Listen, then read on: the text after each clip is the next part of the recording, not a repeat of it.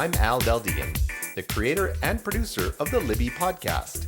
This 100% volunteer-run show was born out of the Rainforest Alberta movement and features incredible people who are leaders, innovators, and have big ideas.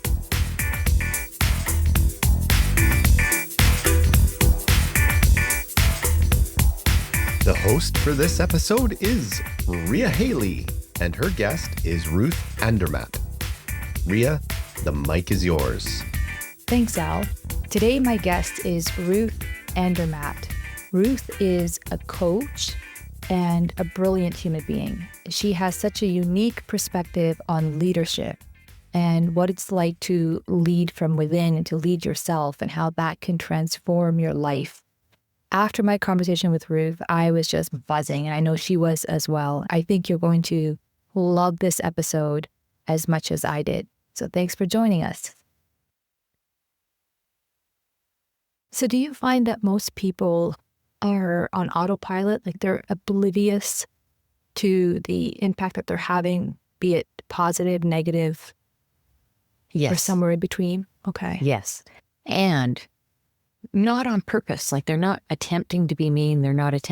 They're preoccupied. They have a lot. We have so much coming at us these days. Mm-hmm. So much. It is very hard to simplify and be in this moment. It's the volume of information.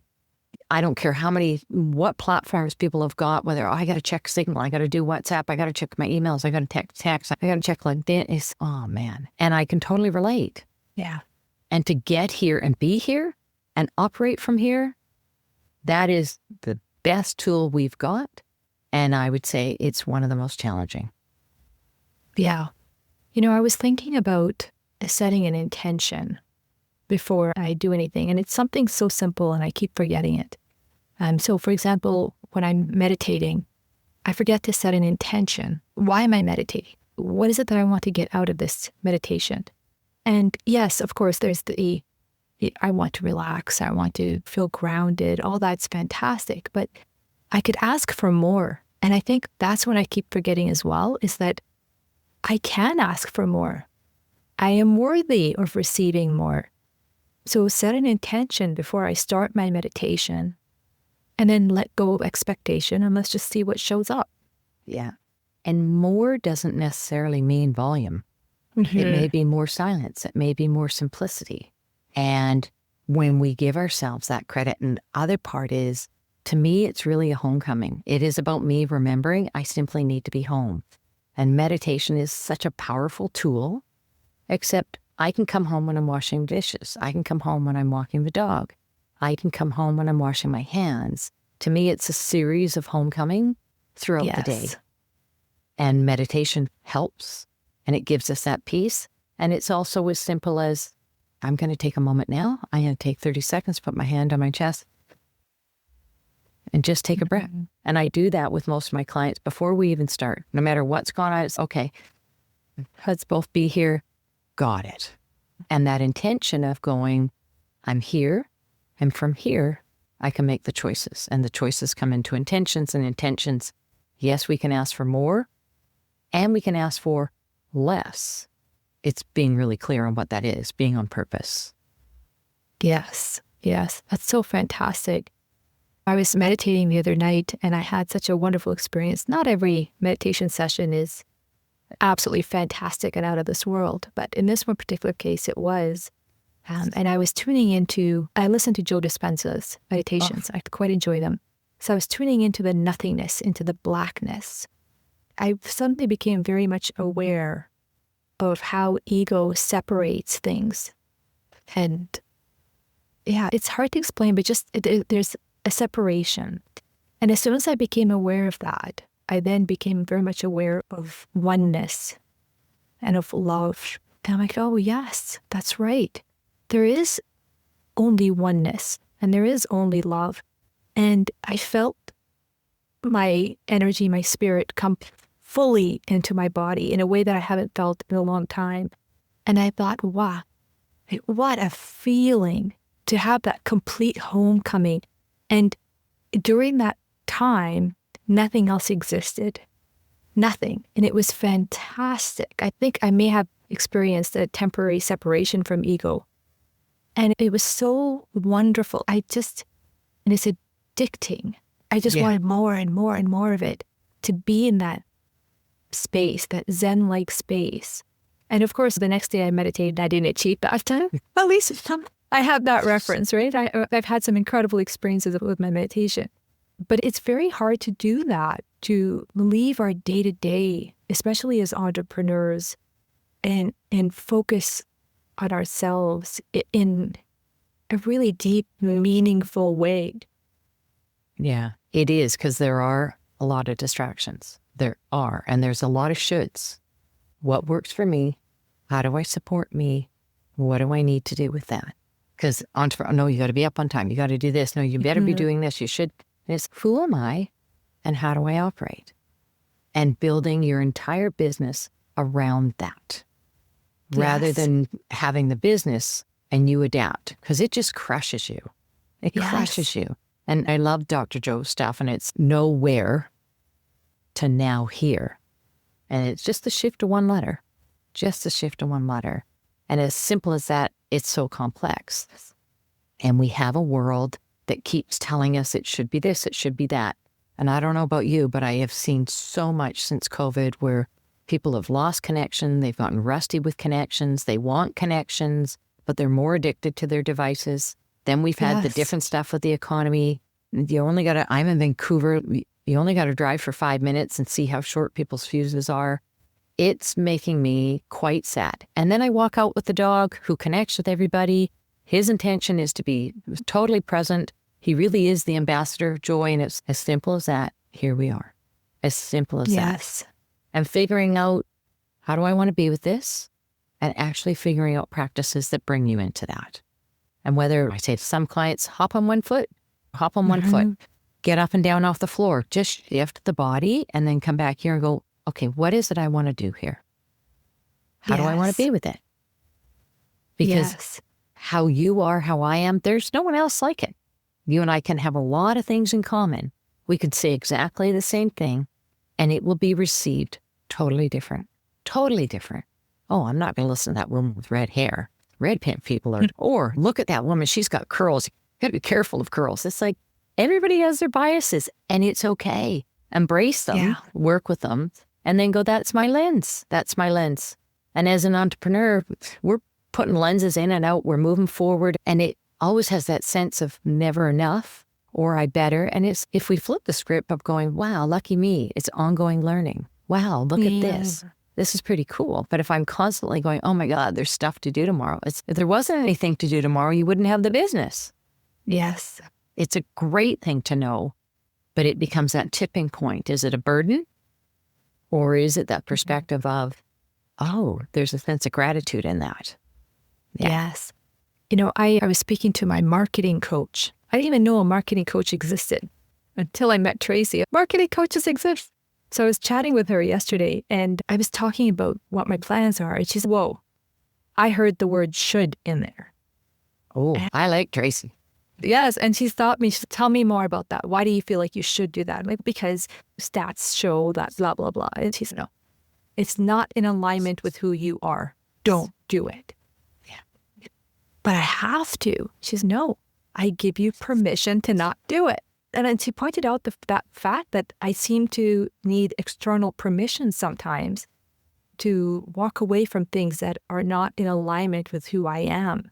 And she's brilliant because she's always bringing me back to what does align with your values. If it aligns with you and it's going to give you the result that you want and make life a little bit more fun for you, then why not? Yeah. And I thought, maybe think, sorry, go ahead, Ruth. Well, we're filled with a world of should. You're not fast enough. You're not tall enough. You're not this. You're not smart enough. And it makes us operate from a place of fear. And when we're operating with fear, we're not putting our best foot forward. And there's always someone out there wanting to demonstrate that you're not doing it right. But the more you come home to yourself, the more you believe in that, the more it does resonate with people, the more people can hear your message. The slight fast, and then throw AI into it. AI is an incredibly powerful tool, but it has the capacity to take us further away from the heart of the matter. So you need to be able to use it in concert with being in alignment, being Yes. connected, bringing it home. And your business is a reflection of you. I don't care what your business is, whether you're a landscaper making fabulous cappuccinos, coaching, a marketing coach, it is a reflection of you. And if it doesn't reflect you, there's a gap. And prospective clients can feel that gap. You're trying to say, work with me, you can trust me, but there's a gap in my messaging. They already have an inherent feeling they don't trust you. Yes. And we are groomed, especially women, to fulfill external requirements before we do the internal. And it's Yes. really learning to shift who matters in this equation. Like for me, when I work with clients, I always say to them, look, it needs to work for you and it needs to work for me. If either side of that equation, it's not a win, we're not doing it. I left corporate I left corporate because I didn't want to just be doing the money stuff. I love my clients. I used to have a home office that clients would come to. And if you could imagine, they'd come to the house, the dog would bark. But I was opening my front door. They would come in to my personal space. So I had to trust them, respect them, and like them. Now, I had a separate office and a separate room. They didn't come, but still, they knew where I lived. I needed to trust, respect, and like them. And you know what, Rea? I've carried that into the rest of the way I do my business. I do not work with people I don't like. No amount of money's worth it. Yeah. Oh, I love that. Trust, respect, and Yeah. yeah. And why not, if you're an entrepreneur, why not build a business that you actually enjoy? Totally. And we think, oh, if I don't do that, I'm not going to make the money. But isn't it amazing when you send the message out to the universe that I'm desperate, I'll take anyone. So then anyone shows up and then tries you, and then it's exhausting, and then you're not fresh enough capacity to share with the next client. Saying no is one of the most powerful marketing concepts you can do. It truly is. And no creates boundaries where you go, this is who I am. This is how I operate. This is what matters. This is my promise to you. And that's why I love working, especially with solopreneurs, that they are the face to their public. And there's lots of levels of entrepreneurs, but that entrepreneur that's a small shop of sorts where they really are connected to their clients. Their face does matter. What they believe in is experienced by the client. And I love that. And for me, whenever I'm looking for services, I always try and find that person because their heart is in it and it matters and I'm going to feel them. That's what my accountant is. I could go on with the list, but that's how I love to work, and that's how I love to be worked with. Yes, likewise. Let's talk about loneliness, because this is something that's, affecting everyone.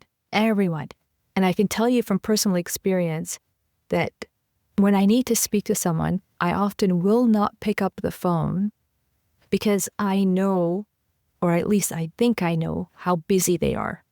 And they are busy. Like everyone in my life is, doing multiple things.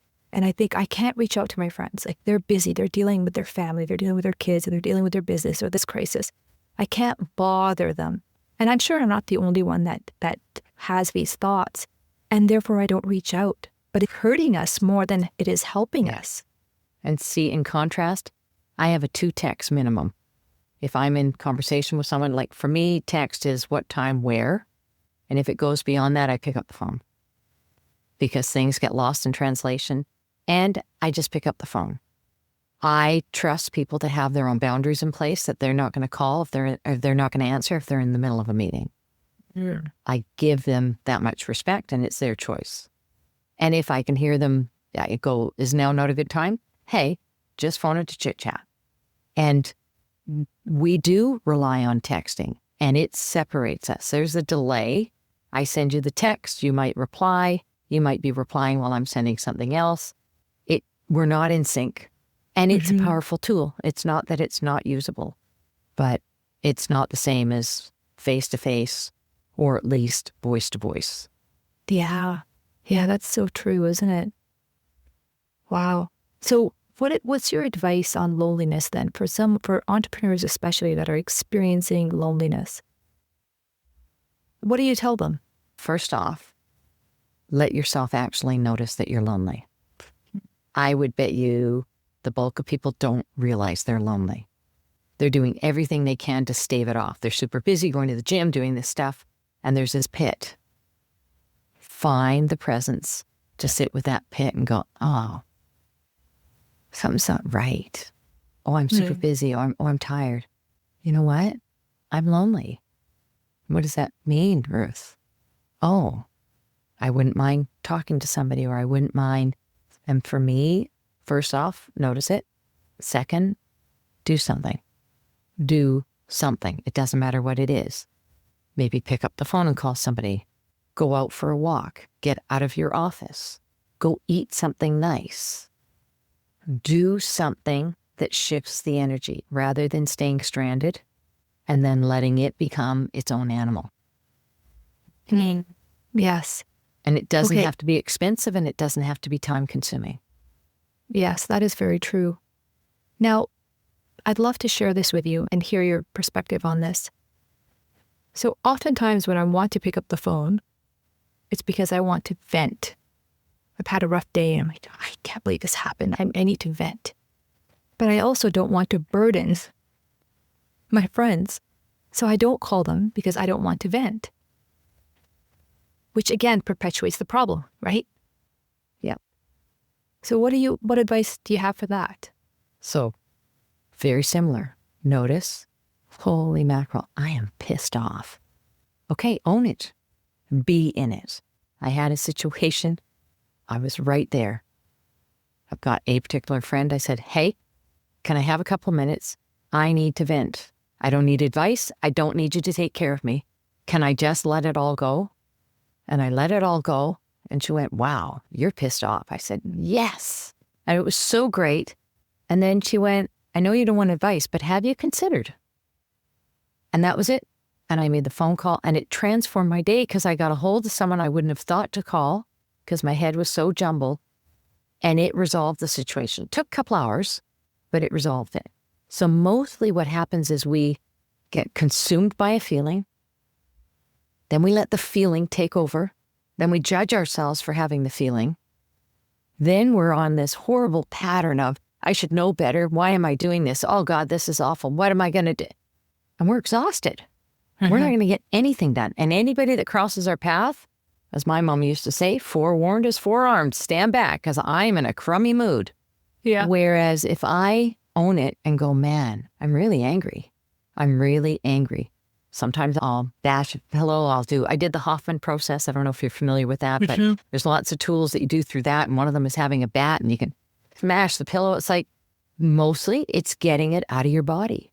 Yeah. So if you get outside, breathe real air, take the dog out, talk to somebody, go for a coffee somewhere else, do something to shift the energy.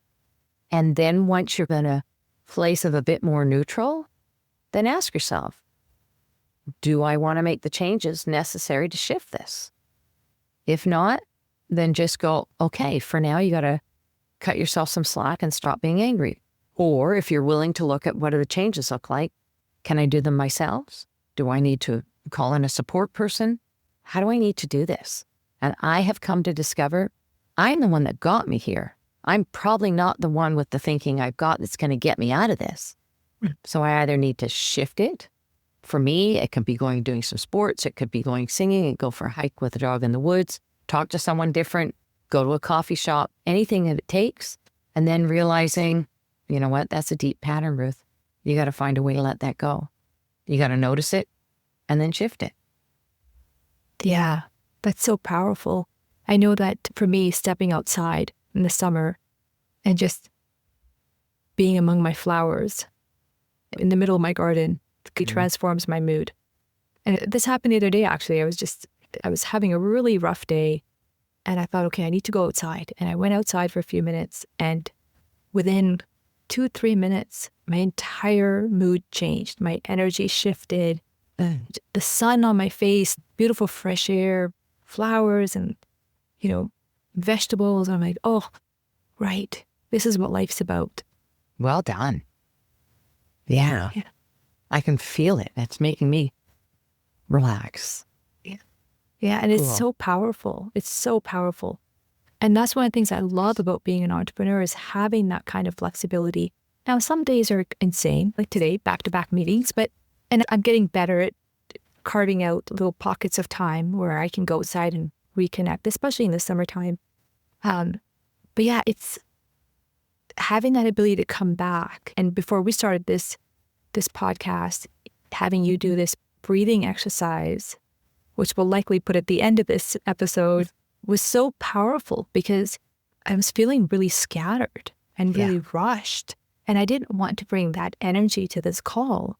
I want to be very present and in a place where I could really hear what you have to say and have a meaningful conversation. And I think had we not done that breathing exercise, I certainly couldn't do it. What I would say to you is it wouldn't be of the same magnitude. And you would be here, and I know you would be determined to be present, but you'd also be battling whatever that weight was that came with that energy. And for us to go, you know what? Hey, we've both had a morning. We don't have to go, why am I bogged down by the morning, or how can it's just, yep, had a morning. Hey, if you're willing to go with me, let's do this breathing exercise with the bell. And you went, sure. And both of us went, okay. And that took us 3 minutes. Bada bing, bada boom. Here we are. And I have really come to appreciate, especially myself, as I grow into my wisdom. I think back now, these tools that I've developed along the way, I wish I'd had them when I was in corporate. I wish I had them when I was a kid, but I have them now. And I realize if I was that kid in school, I'd have all the letters after my name. I didn't sit still. And the more people I meet, it's like the mental gymnastics, bing, bang, bong, I got that, I got this. Even though you got things silent, I know I got to, it's, well, cool your jets, Ruth. Cool your jets and be here. And I'm trying. Oh, okay, we just took a moment and we're going to be here. And then we'll take a detour and then we'll come back. And then when it's been part of the tagline I've created, life isn't a straight line. And neither is leadership. The detours are where the magic happens. And we can't do the magic without the experience. And we want the experiences to be all great. Sometimes it's those crummy detours are the ones that feel like they've grabbed us by the neck and thrown us against the wall. And you go, okay, I'm willing to look at things differently. And it's giving ourselves that credit. Okay, I'm challenged here, or I'm not present enough, or how do I want to do this? And you know what it feels like. You know what it feels like to be with the flowers. So you go, I'm going to envision Ruth as a flower, and then I can be present. And it's, oh, okay, got it. So whatever works for you is what works. Yeah. I love that. Grow into my wisdom. That's fantastic. Now, do you think that people in leadership roles choose leadership roles, or do you think that more often than not, they find themselves there accidentally? I'll shift the question slightly from the perspective is, I think every single one of us is in a position of leadership. Mm-hmm. We've got self-leadership, and then it morphs differently. Sometimes we have people that are working with us, for us, that we're serving by being their leader. There are ones that really thrive in leadership. And I don't think there's this is what it is. When I look at my practice, I've only really come to look at this in the last year going, oh, interesting. The bulk of my practice, probably 90%, are introverts. And people go, oh, you can't be an introvert and be a leader. And it's, oh, yes, you can. Yeah. And what we also realize, we can get caught on introvert, extrovert. Put those labels aside. Mostly what we need leaders that are able to read the room and understand the team or understand the organization and lead from there. But we have too many leaders that are going, this is the way it is, or this is what I know, or this is what I grew up with. And it's, so how's it working for you? How's that working for you? Is the team responding? Are you having some fun? You hitting the numbers? You might need to modify. So leadership, it's in us, whether we're leading the dog, leading the garden. I know for me, I refer to self-leadership as when I can lead myself, I can lead the world. But if I am not managing me, I don't stand a chance. I really don't stand a chance. And the people being served by me as their leader, it's not going to be a great experience. But so what do you think happens, Ruth, when someone's not leading themselves? Like, how would someone know? What should they be watching out for? there's a lot of scattering that goes on. There's a lot of, I should be doing this. Oh, compared to him, I'm not there. Oh, I need to get all this stuff done. But is it stuff that matters to you? It's when you start this flurry within you of, I feel like I'm behind. I feel like I'm meant to. I feel like that's when you're doing the compare and despair. That's when you're not present. That's when you don't have the hands on the wheel. When I have the hands on the wheel on my bus and I'm driving my bus, I have a sense of where I'm going with the openness of, hey, it might be different, but I don't just sit in the back going, somebody up there drive, take it any direction you want to go. I'm good with that. And then I sit in the back going, I don't want to be going this way. Why did we go that way? Yeah. We need to get that in sync because we defer and then we blame and then we act the victim. The victim stuff we got going on is just brutal. And it's exhausting. And then we get people into being unkind. The psychology of leadership fascinates me. I love people. I love the chaos that occurs. I love what happens when we become greater than the sum of our parts. But I do know, I love the old African proverb is, you want to go fast? Go on your own. Go, Rea. You'll be gone. You want to go far? Go together. Going together is not so simple. You need to wait for the slowest member. You need to get everyone involved. You want to create an atmosphere that people feel safe to speak up. Oh, I don't really like what you said. You've spoken up. But it's like hearing the other ideas and realizing what does it take to have conscious conflict where we can conflict, but it's not personal.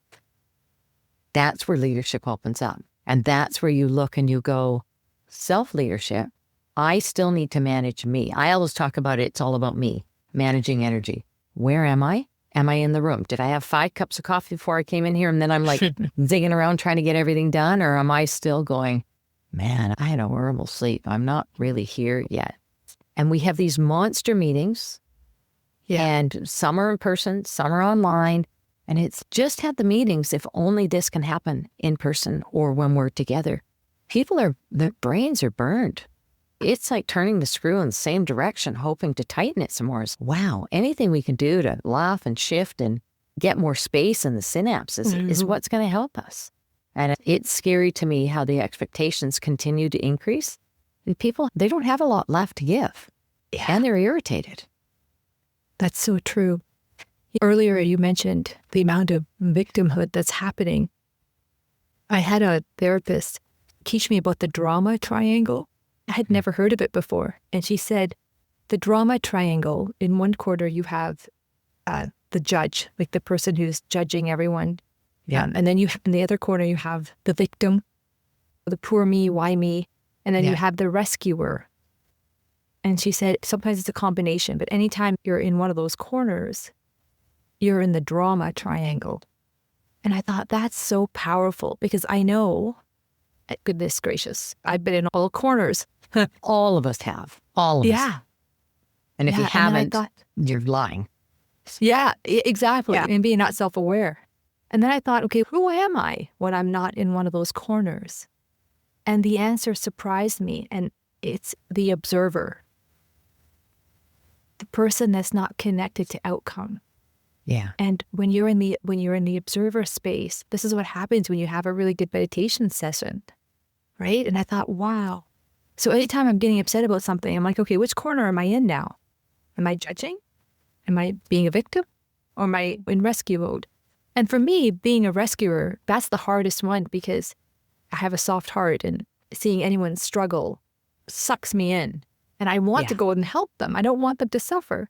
But then I realized that's because I'm holding on to my story of suffering. Yeah. I hadn't heard that. What a powerful visual.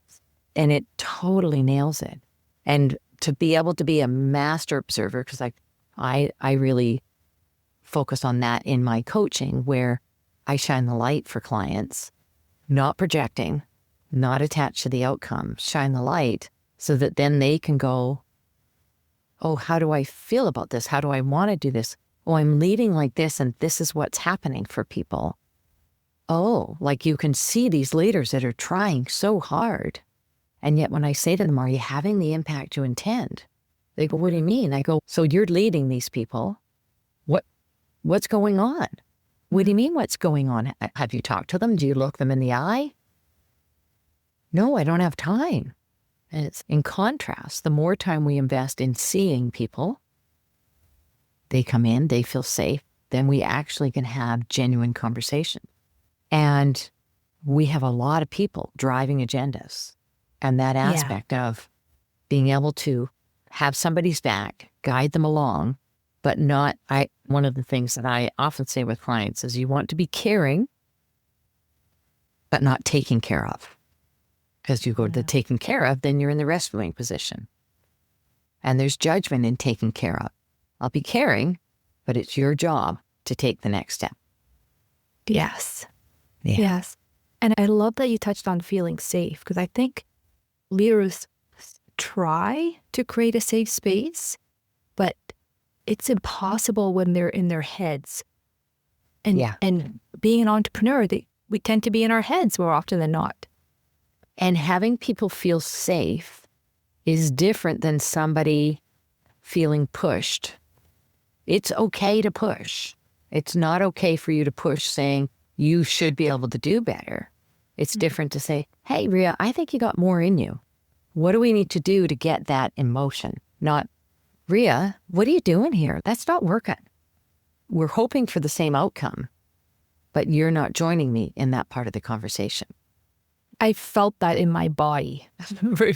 And Absolutely. You know, it's sad, but I have never worked for someone that created that safe space. I don't think many people have. Yeah. When I worked at Xerox, which was my first corporate job, in 5 years, I had 13 managers. Yeah. And you want to talk about feeling unsafe. Imagine I'm a director of regional operations. I'm in my early 30s. I'm the only woman in the division at this level. I have all male managers reporting to me. The fellow that hired me got demoted. The fellow that took over really didn't like me. He came out to Vancouver. So just imagine in context, this is over 30 years ago. And he said to me, that guy in Victoria, I don't think he's any good. You need to fire him. And if you can't fire him, I'm going to fire you. Safety was not even a word. It was not even a word in the communication. And I looked at that and went, oh, that is cruel. That is cruel. I wasn't thrilled with how this guy was operating. I'd only been in the job for a few months. So I completely flipped it on its ear. I went to Victoria. I took this manager aside. Now imagine, he's in his 50s. He's over 2 decades older than me.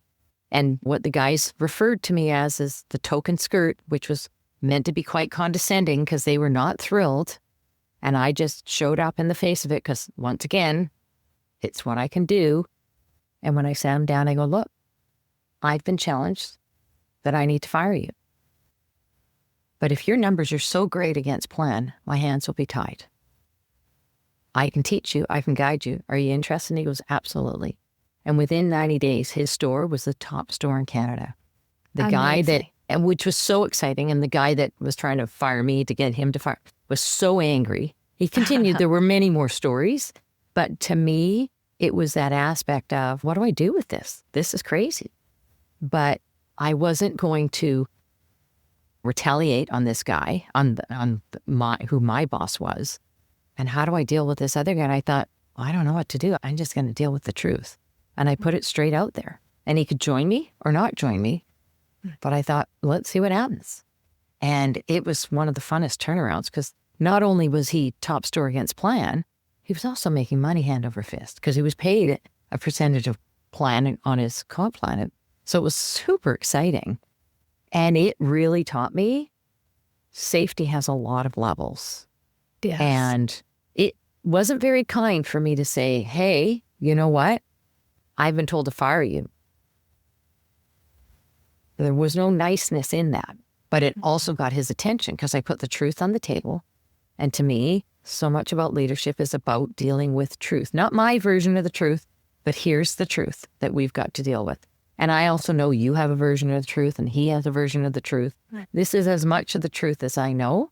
Let's deal with this and let's deal with it together.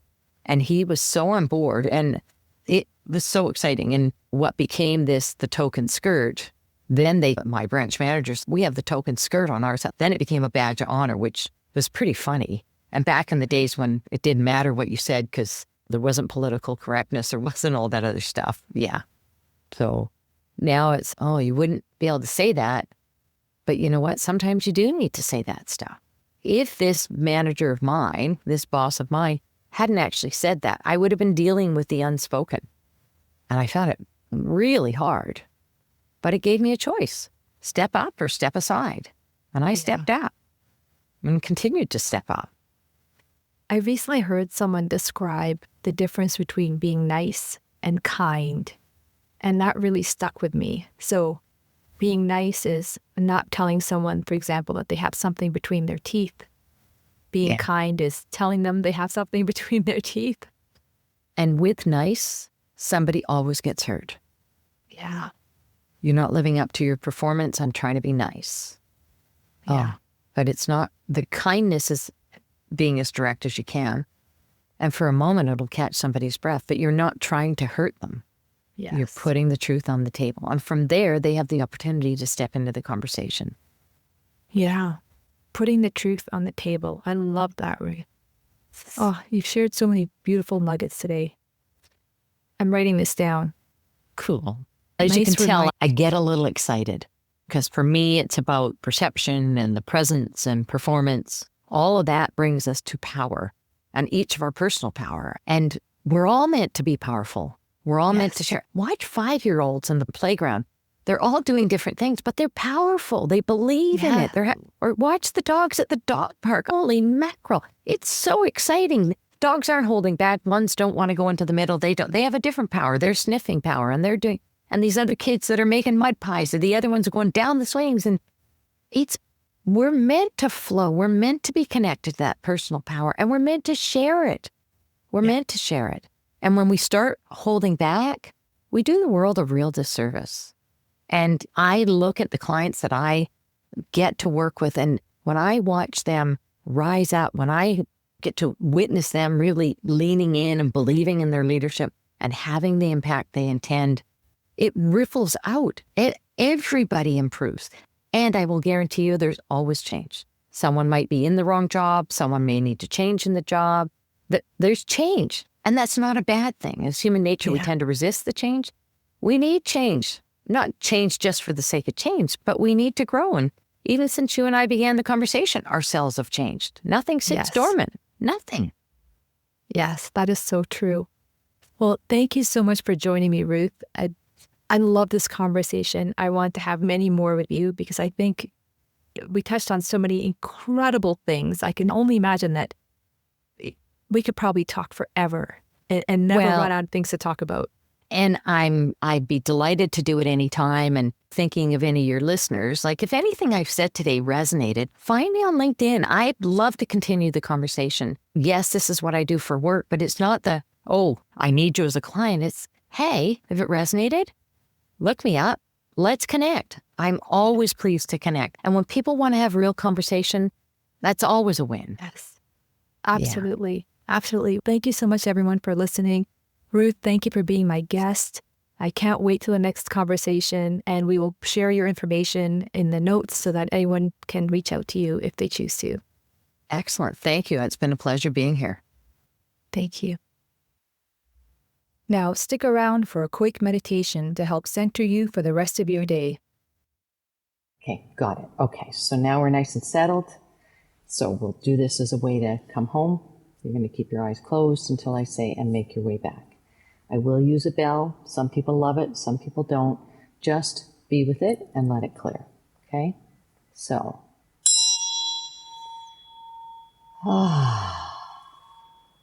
Letting go of the day. Letting go of the need to make sense of it all. Allow your feet to be on the floor and your butt to be supported by the chair.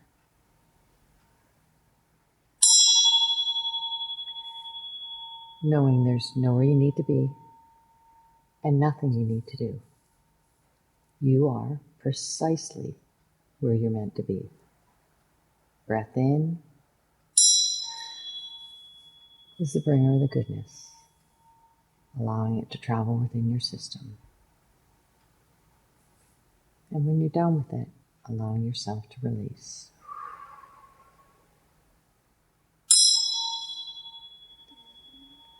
The in-breath. The out-breath. the inspiration, the creative expression. One no more or less important than the other. The cycle of life, the in-breath, the out-breath, the inspiration, the creative expression.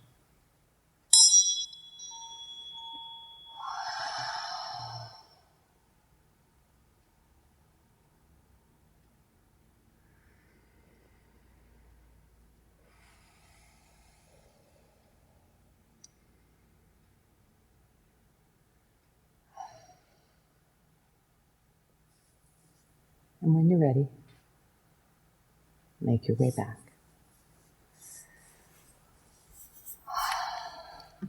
That was beautiful. Thank you, Ruth. You're welcome. And as you can see, I mean, both of us were in need of that. It doesn't have to take a huge amount of time, but it's something we tend to overlook so easily. It's like, all right, take 90 seconds, take 2 minutes. I hope you enjoyed the show. Why not become a podcast host yourself? Libby is a community podcast, and we would love to have your voice as a host or a guest.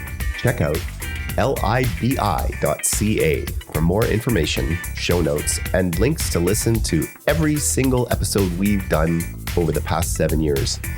This episode is brought to you by New Idea Machine. We develop custom apps, automations, and integrations for entrepreneurs and established business owners. Visit newideamachine.com for more info. Music for the show was created by Tony Del Deegan.